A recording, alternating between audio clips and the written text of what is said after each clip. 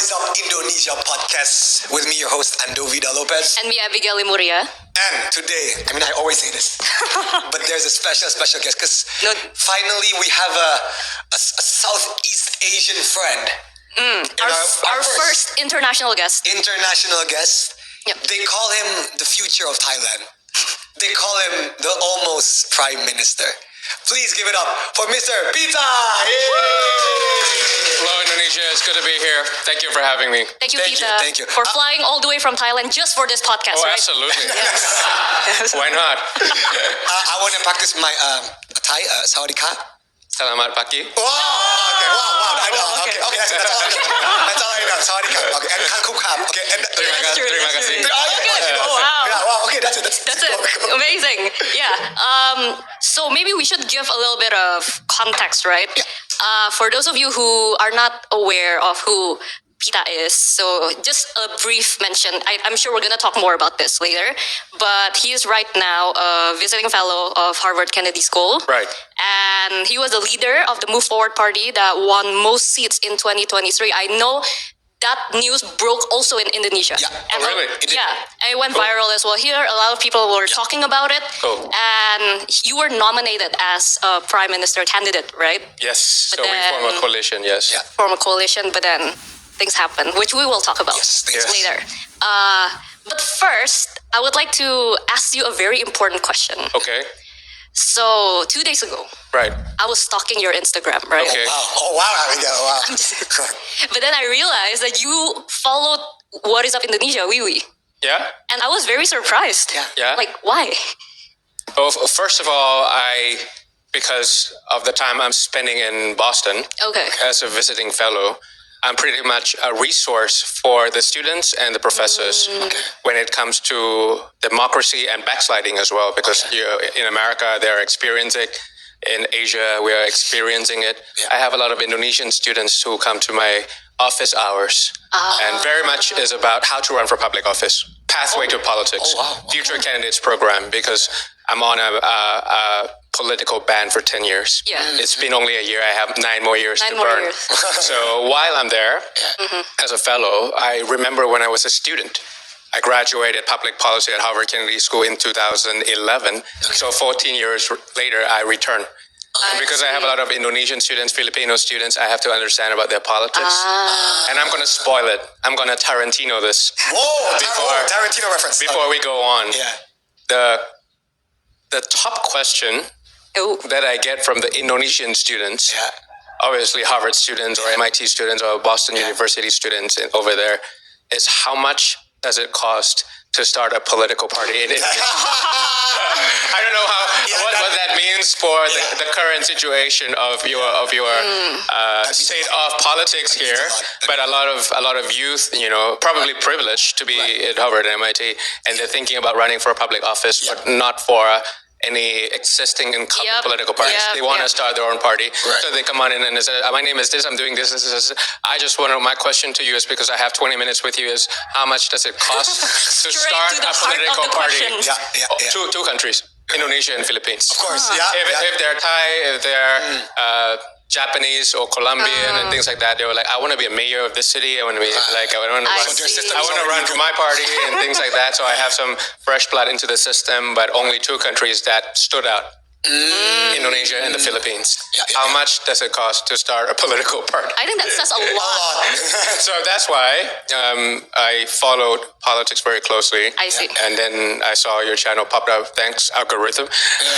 So I think probably because of algorithm or something like that. So as, in English, obviously, is something that is probably an alternative to Jakarta Times or Jakarta Post or whatever you have, which is formal, but I also want to see something that I cannot read from CNN, Reuters, or Al Jazeera, or Jakarta Times or Jakarta Post, or maybe WI is something that WIUI, yeah. What is Indonesia? Oh, so correct. Yeah, so that's why I gave you the tab. Thank you. I really appreciate it. And I know.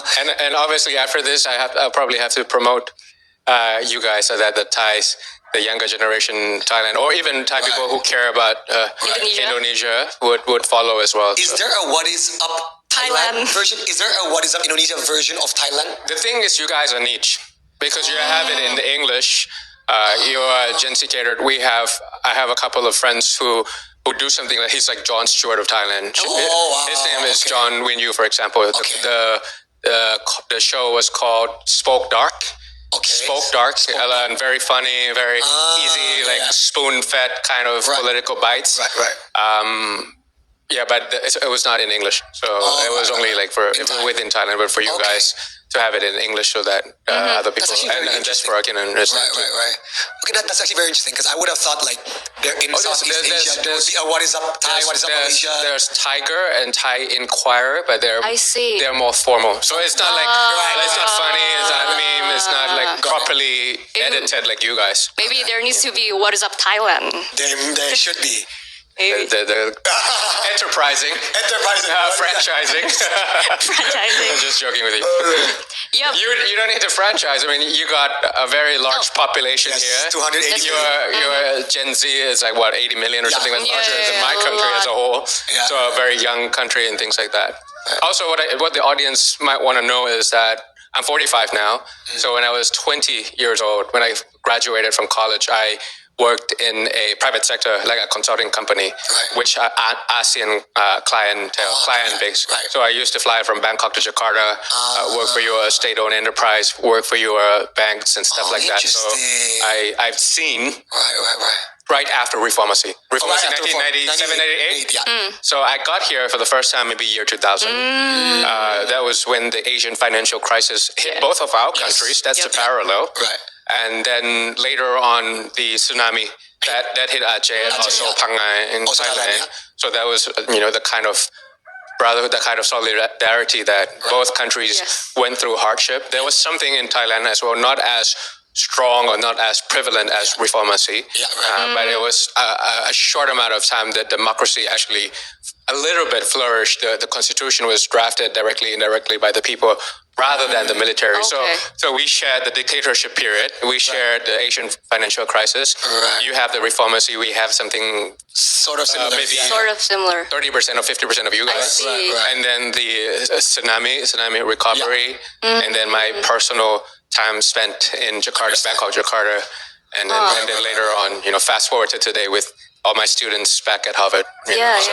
That's why I followed along. Wow. So you better ask me questions before I start asking you questions because I have lots. Before we move, right? I'm sure that a lot of you who are watching are not familiar with the full context of your political journey. So I would like for you to explain maybe a bit briefly about like what is Thailand's political structures like, and maybe briefly about your political journey. Okay, so Thailand is constitutional monarchy, parliamentary system, no presidents like this. So you have 500 seats in the parliament. 400 is district. So district all over the country. We have 76 provinces. So 400 MPs responsible for that. And then 100 is party list. So think about the 400s as area-based member of parliament representative in the lower house. And the 100, think of it as agenda-based MP. So leadership, environment, labor rights, youth empowerment, public health in the 100. And 400 is all districts. And they sort of have different KPIs and different capabilities. District, obviously, you have to take care of problems. What keeps people awake at night around this area? As a district MP, you should know. But as a party-list MP, if you are about environmental rights, you want to take care of renewable energy all over the country. So it's a different kind of animal. That's a lower house. Right.